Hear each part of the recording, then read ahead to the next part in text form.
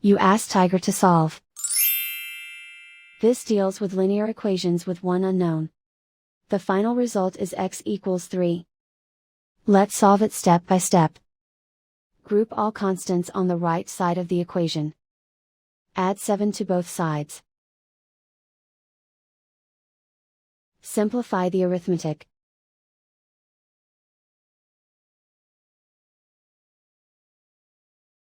Isolate the x. Divide both sides by 8. Simplify the fraction.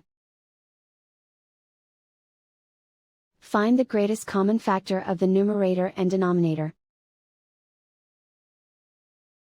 Factor out and cancel the greatest common factor. And so the final result is x equals 3.